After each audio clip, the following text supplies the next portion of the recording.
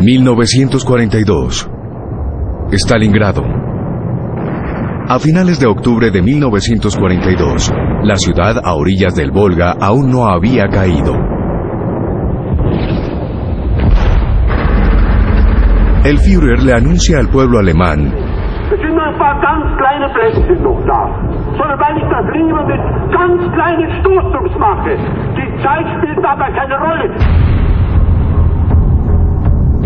Para Hitler, Stalingrado representa su victoria sobre Rusia.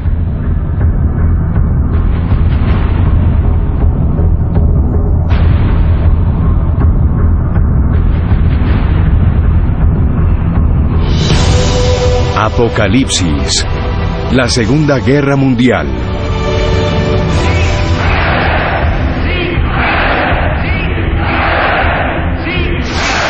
Quinta parte.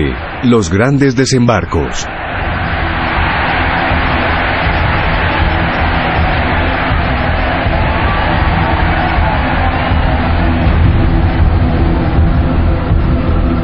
Después de 2 años de combatir en Rusia, los alemanes amenazan con vencer al gigante oriental. En el norte, Leningrado está rodeada por los alemanes. Ya pasó 1 año desde que los alemanes entraron a esta ciudad norteña.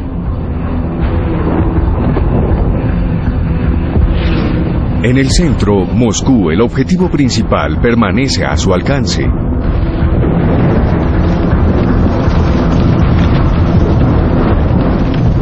En el sur, la marcha hacia los campos petrolíferos de Bakú llegó a un alto en las montañas del Cáucaso.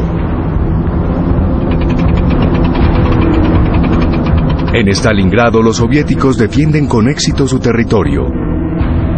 Contrario a las declaraciones de Hitler, los barcos soviéticos siguen cruzando el Volga trayendo refuerzos.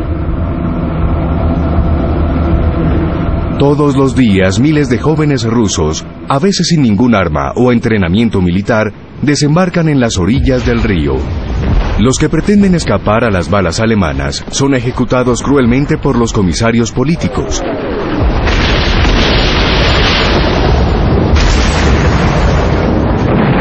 El 7 de noviembre, el aniversario de la revolución, los soldados sitiados defienden Stalingrado, y las tropas soviéticas a lo largo de todo el frente escuchan a su comandante en jefe Stalin hacer esta asombrosa declaración.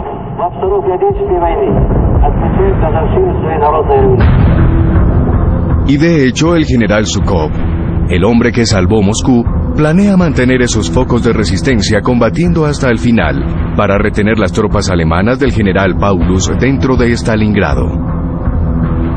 Al otro lado del Volga, Zhukov reúne en secreto un ejército completo.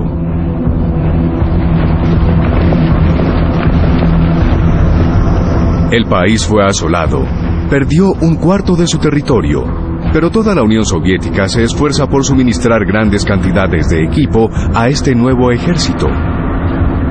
Las fábricas, que fueron reubicadas y reconstruidas detrás de los montes Urales, operan las 24 horas del día.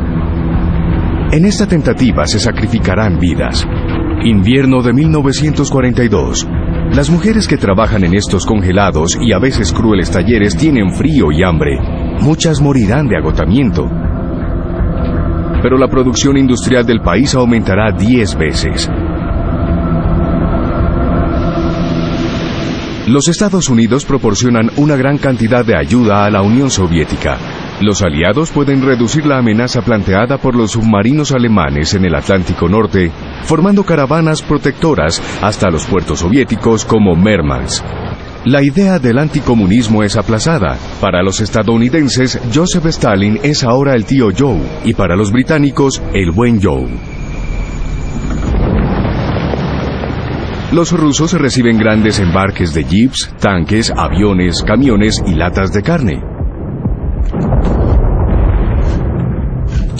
Cuando abren las latas de carne, los soldados rusos bromean: "Estamos abriendo el segundo frente". Junto con Stalin, todos esperan que los aliados hagan más para aliviar sus apuros. Egipto. En Egipto, sin embargo, los británicos son amenazados por los alemanes. Rommel, a quien Hitler acaba de promover a mariscal de campo después de sus victorias en el desierto, con su ejército de tanques, los Afrika Korps, se acerca peligrosamente al canal de Suez. Llega a El Alamein. El Imperio Británico está en peligro.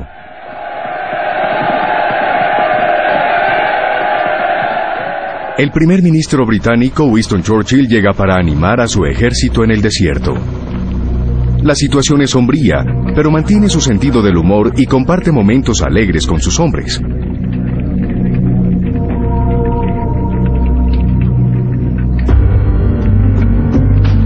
A su vez, se recupera de su primer infarto. Se reúne con el recién nombrado general Montgomery. Montgomery no fue la primera opción de Churchill. Y todos estos soldados en el desierto están un poco preocupados. Británicos, australianos, neozelandeses, sudafricanos y miembros de las fuerzas francesas libres. En cuanto llega, Montgomery, el hijo de un clérigo, ordena imponer un nuevo programa de reglas estrictas y disciplina. Es cauto. Espera que su ejército sea superior en cuanto a hombres y equipo, fortalecido con los nuevos tanques estadounidenses Sherman, fabricados para dar velocidad y fuerza. El Alamein, 23 de octubre de 1942. Montgomery lanza su ofensiva con una barrera de artillería preliminar, seguida por un ataque masivo con tanques. Pero el cañón antiaéreo alemán Flak 88 causa graves pérdidas. Los soldados de Rommel contraatacan implacablemente.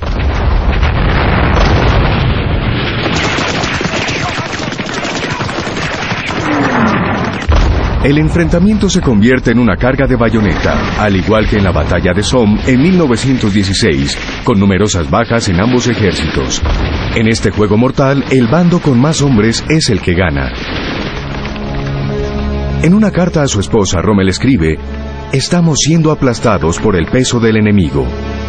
Recibe un mensaje de Hitler: "No se puede pensar en otra cosa más que en no ceder. No cedan ni un pedazo de tierra". Rommel le escribe de nuevo a su esposa: "Intento al máximo encontrar una manera de sacar a mis pobres tropas de esta difícil situación. Enfrentamos tal vez los días más duros que un hombre pueda soportar". Y agrega: "Los muertos tienen suerte, ya todo terminó para ellos". Rommel se retira. En Londres, Churchill comunica a sus conciudadanos las primeras buenas noticias de la guerra. This is not the end. It is not even the beginning of the end. But it is perhaps the end of the beginning. Las palabras de Churchill le dan la vuelta al mundo. El viejo león británico hizo frente a Hitler.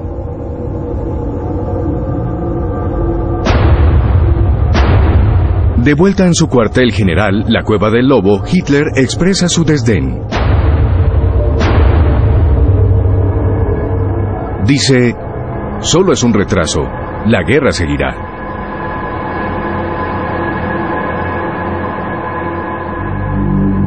Y de hecho, así es. Los aliados abren un nuevo frente al norte de África, un primer paso hacia el control del Mediterráneo. Como en 1917, las tropas estadounidenses cruzan el Atlántico. El escritor francés Antoine de Saint-Exupéry, que estaba exiliado en Nueva York, regresará de los Estados Unidos en una de estas caravanas militares. El autor de El Principito escribe: "Amigos de Estados Unidos, me gustaría poder hacerles cabal justicia. 50,000 soldados irán a la guerra, no por su país, sino por la humanidad, por el respeto humano, por la libertad humana y por la grandeza humana".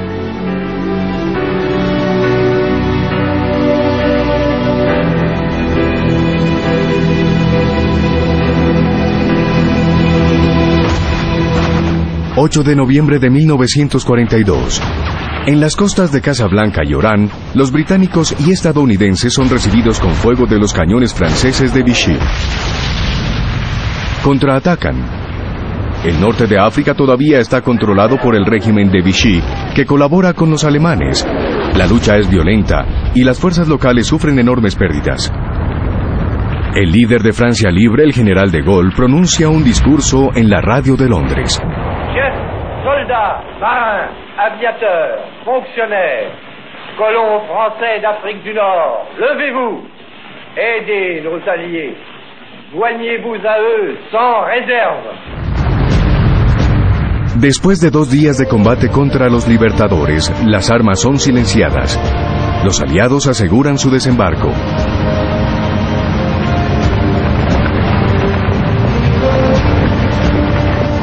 Argel. En Argel, el pragmático comandante en jefe estadounidense, el general Eisenhower, negocia con el comandante del ejército del régimen de Vichy, el almirante Darlan. Darlan es uno de los colaboradores más empecinados de Francia e incluso conoce a Hitler en persona.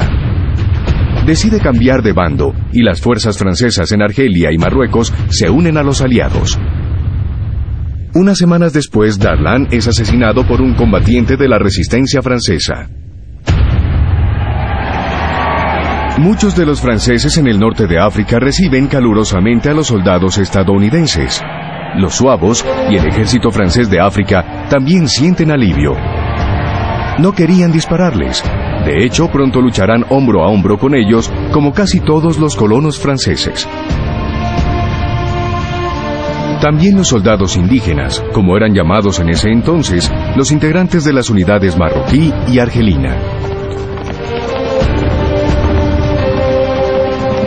El eje fascista anticipó que los aliados entrarían a Túnez, un territorio controlado todavía por el régimen de Vichy, y esto permite que los alemanes se queden.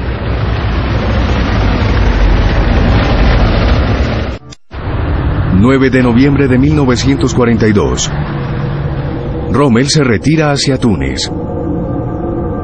2 días después, para afianzar la costa mediterránea, Hitler invade el sur de Francia, que hasta entonces era una zona libre sin ocupar. Las órdenes de Hitler son tomar el puerto de Toulon, donde tiene su base la mayor parte de la armada de Vichy. Con su tambaleante autonomía ahora en riesgo, los almirantes de Vichy deciden barrenar su flota. Proceden a hundir sus propias embarcaciones para impedir que caigan en manos de los alemanes o de los aliados. Ese es el balance trágico de la política del régimen de Vichy, y no son buenas noticias para Hitler.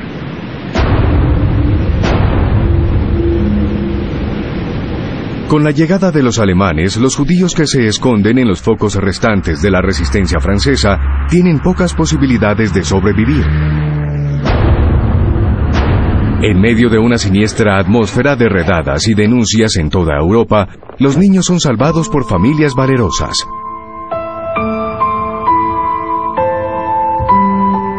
Como la familia de Karl de Brouwer. Él es un banquero belga. Filma a sus 4 hijos mientras junto a su esposa Denise esconde a 2 niños judíos. Monique Mogelski, la hija de 12 años de un ingeniero oculto en alguna parte.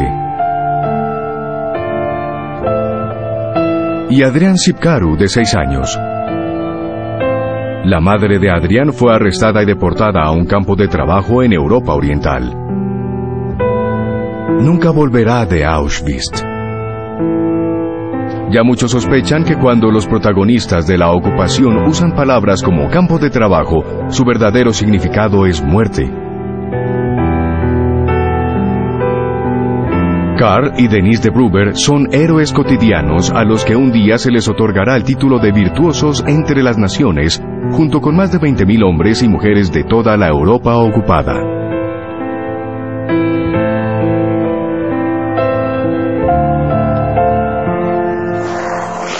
Frente de Stalingrado, 18 de noviembre de 1942. A 3.000 kilómetros de la zona de resistencia francesa, a las afueras de Stalingrado, los alemanes disfrutan de una breve tregua detrás de las líneas, antes de volver a luchar contra los soviéticos para eliminar los pocos restantes de resistencia. Los flancos del ejército alemán son defendidos por unidades de los países satélite del Reich, rumanos, húngaros e italianos, que no tienen la más mínima